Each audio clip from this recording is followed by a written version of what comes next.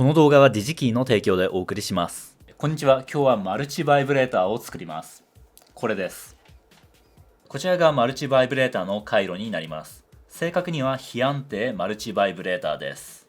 マルチバイブレーターは回路の規模としては非常に小さくて、抵抗が4本、キャパシターが2つ、あとはトランジスタが2つあれば非安定マルチバイブレーターの回路を作れます。こちらの LED が行ったり来たりして光っています。この回路に本当は LED はいりませんが、何か光っていた方が見栄えが良いだろうということで LED を入れました。こんな感じでマルチバイブレーターは8個の部品と、あとはシンプルな回路で動作します。このように部品点数が少なくて非常にシンプルな回路です。なので電子回路を学び始めた人がまず初めに作るような回路、そんな印象があります。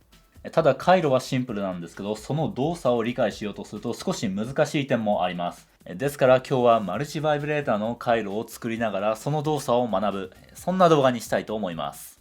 いつも作っている動画の回路は少し規模が大きかったり、あとは回路自体が複雑だったりします。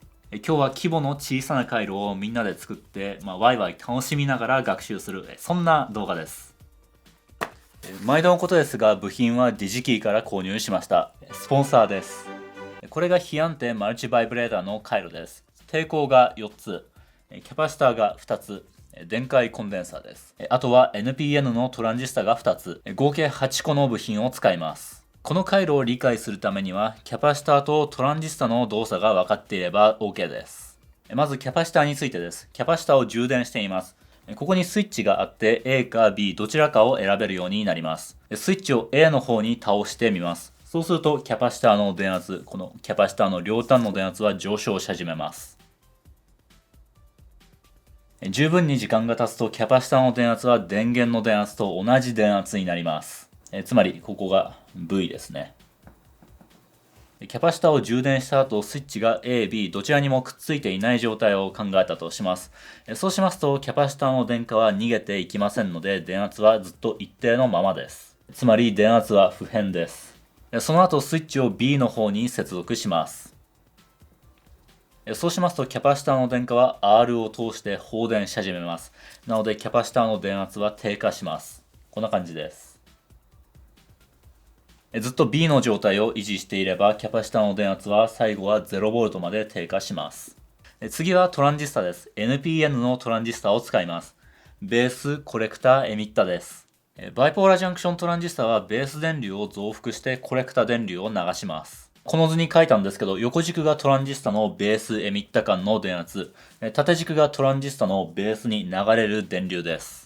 ベースエミッタ間の電圧が 0.6V を超えてきたあたりでベースの電流が急激に流れ始めます。そのベース電流を増幅してコレクターに電流が流れる。それがトランジスタです。トランジスタは電子回路で増幅回路として使われることが多いです。ただ今日の使い方はちょっと違います。増幅するというよりかはトランジスタをスイッチとして使う、そんな使い方をします。つまり電流を流すか流さないか、そういう使い方をします。このスイッチングについては実際に見てもらった方がいいと思うので実験します。トランジスタのコレクターエミッタ間には 9V 電池の電圧がそのままかかっています。ベース電流は流していません。ここでベース電流を流すと、はい、こんな感じですね。ベース電流が流れてコレクターエミッタ間で導通しています。なのでコレクターの電圧は 0V まで落ちました。これがトランジスタが導通している、スイッチのように導通しているということです。ベース電流を流さないと、今スイッチが開放している状態ですね。電流は流れません。なのでトランジスタのコレクターエミッタ間には 9V 電池の電圧がそのままかかります。トランジスタが導通しているときはコレクターの電圧は 0V になります。これはベース電流を十分流しているときです。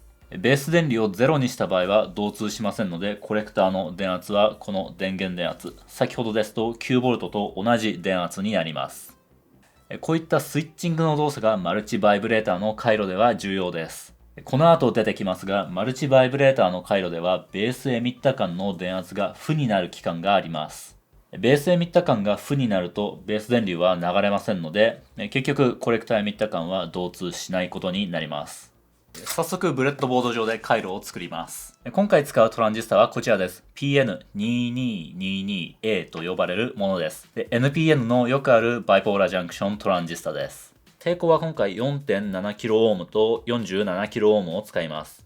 抵抗の値は結構適当でも大丈夫です。1kΩ と 10kΩ の組み合わせでもいいですし、10kΩ と 100kΩ の組み合わせでも多分動きます。キャパシタについては静電容量の違うものをいくつか用意しました。静電容量の違いで回路動作がどう変わるかも見てみます。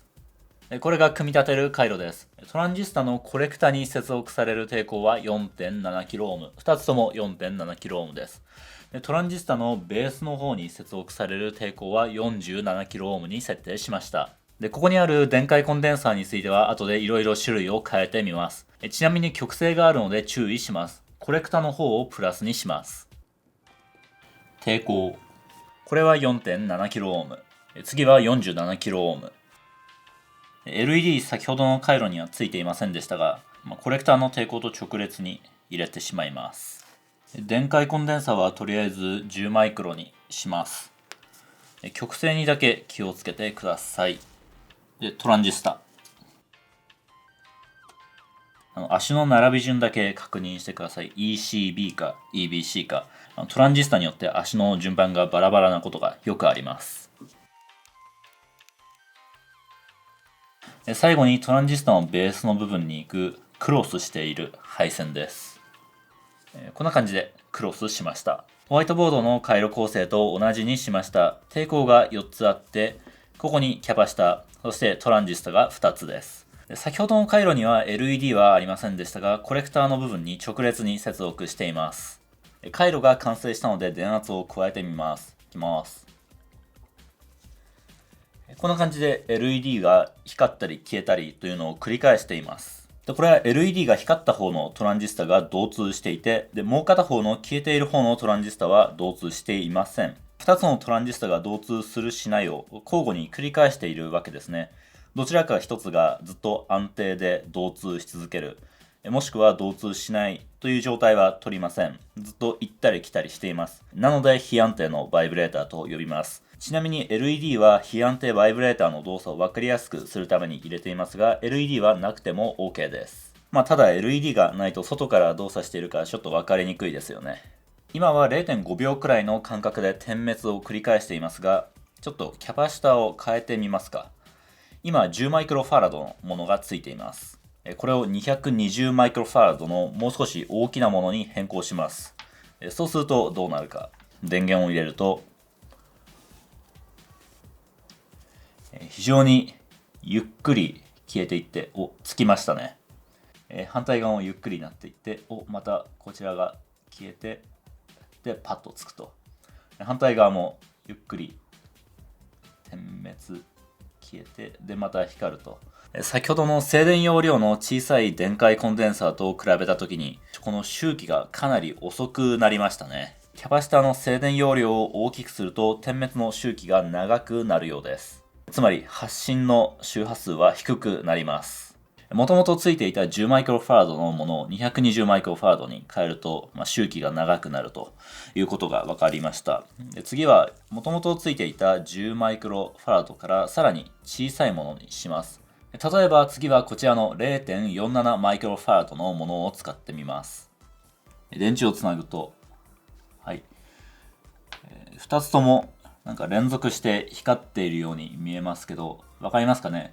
若干ちらついていますよね。このちらついているというのは結局先ほどの点滅の周期が速くなったということです。ちょっとオシロスコープで波形を見てみます。オシロスコープにトランジスタのコレクターエミッター間の電圧を、トランジスタ2つあるんで2つ分の波形です。LED がちらつきながら、点灯しているのか点滅しているのかちょっとわからないんですけども、実際にはこちらのような波形になっています。黄色の波形は左側のトランジスタのコレクタ電圧波形です。コレクタ電圧が 0V まで落ちている期間はどうなっているかというと、これはトランジスタが導通している期間です。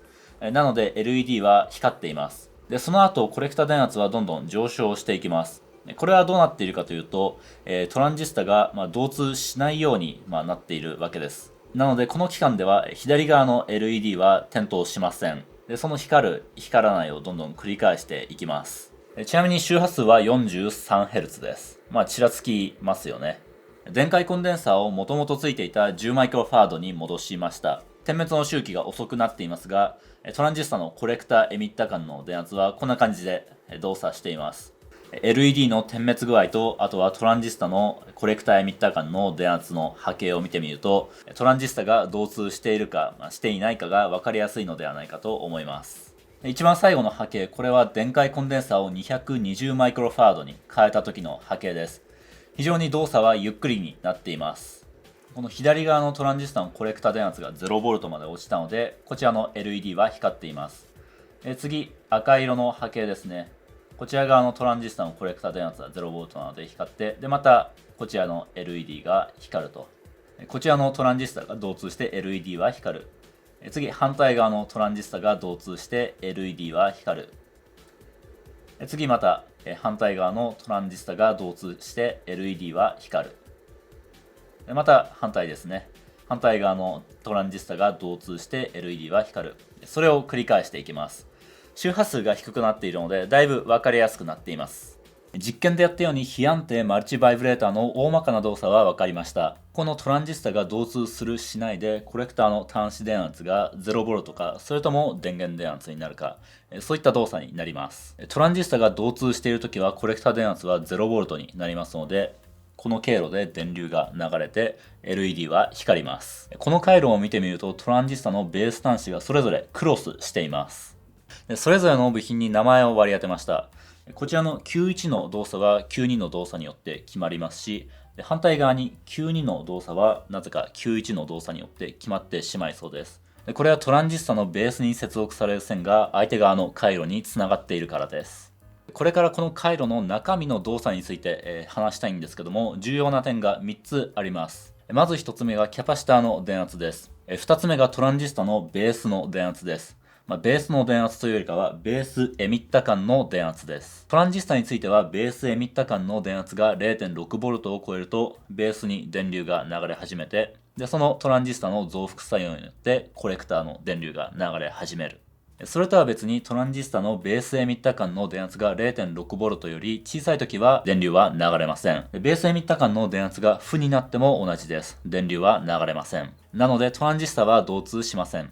そして3つ目がトランジスタのコレクタ部分の電圧です。ただ回路の動作自体はキャパシターとトランジスタの動作が分かっていれば説明できます。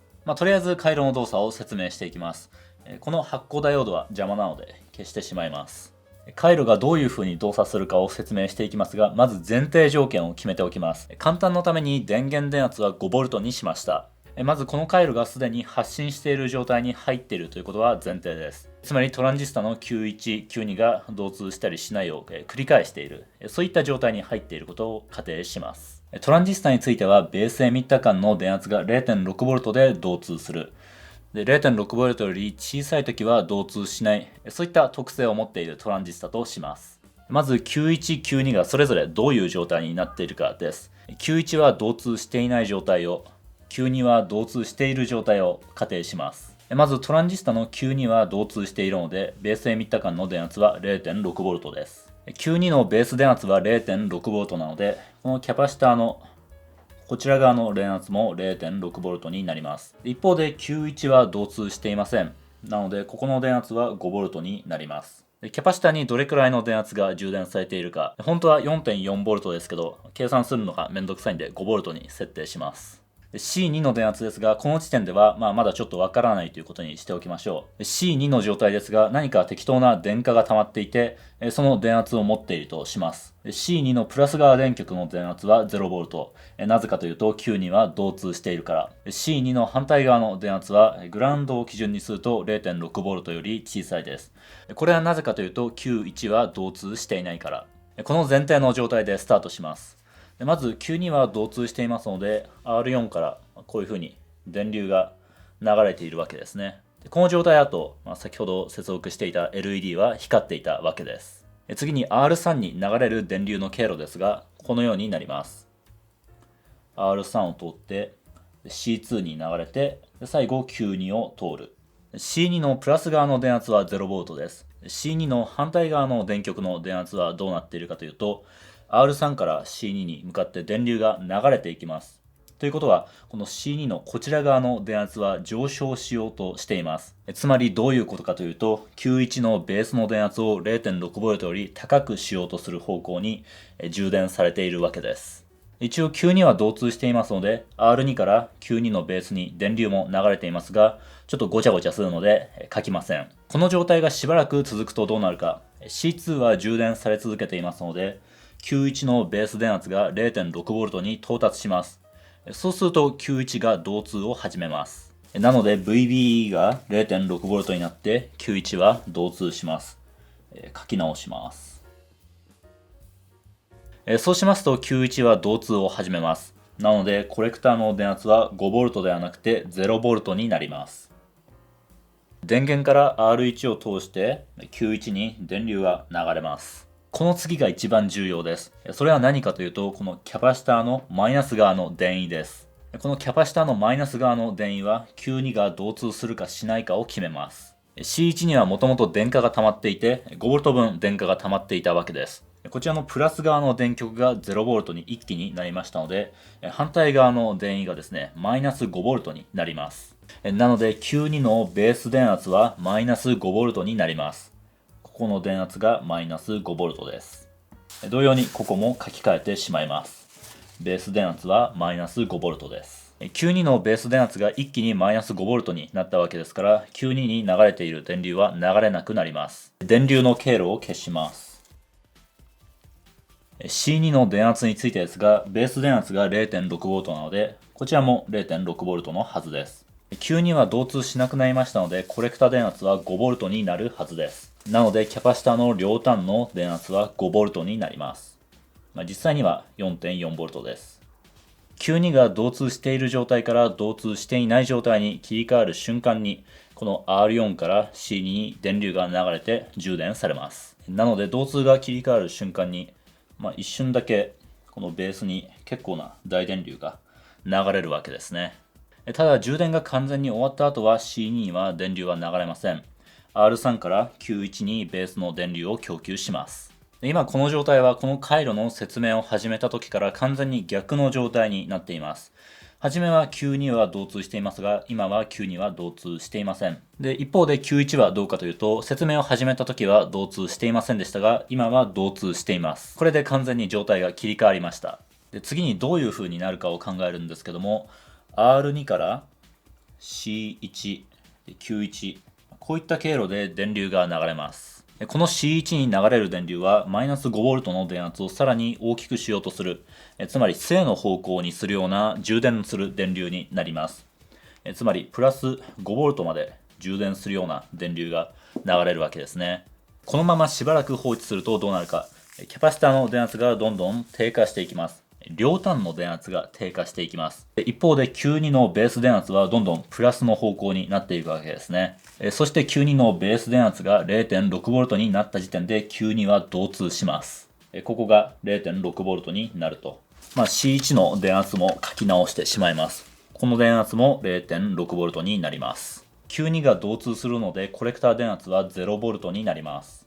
そうしますと C2 のマイナス側の電極の電圧はマイナス 5V になります。これは貯められた電荷が Q2 は移動しないので、ここにマイナス 5V になります。そうしますと Q1 のベース電圧はマイナス 5V になります。そうしますと Q1 は導通している状態から導通しない状態になります。Q1 のコレクター電圧は 5V になって、そして流れていた電流は流れなくなります。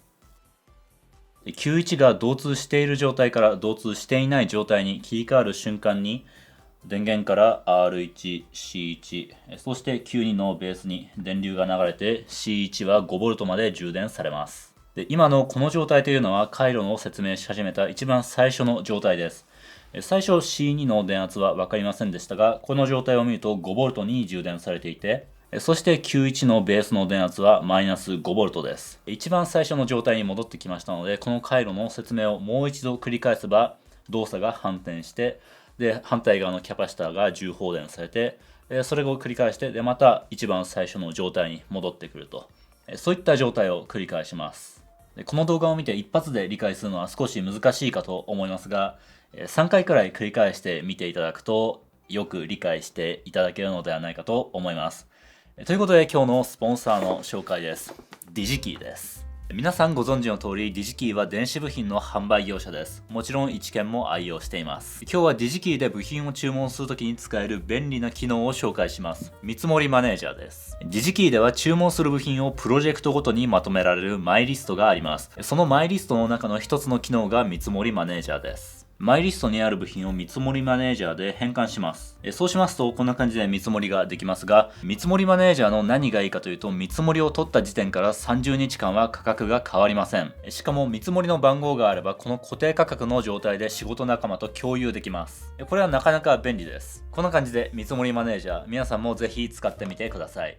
ここでもう一度回路の話に戻りますが、今回この回路を作ったわけですけども、この回路の動作なかなか理解するのは難しいです。オシロスコープでところどころ波形を取りながらでないと理解するのは難しいかと思います。なのでもし回路を作るのがめんどくさかったり、あとはオシロスコープがない場合は回路シミュレーターを使うといいです。例えば LT スパイスと呼ばれる回路シミュレーターがあります。ちょっとやってみますか。こんな感じで今日作った回路と同じものを作って、あとは LAN を押せば一瞬でシミュレーションできます。測りたいところの電圧であったり電流をクリックすると一瞬で波形が表示されます。なので実際に作らないでこういったシミュレーターでも理解することはできます。ただ実際に回路を作った方が楽しいとは思います。今日はそんなところですね。それでは最後まで動画のご視聴ありがとうございました。T シャツ販売中、詳しくは概要欄から。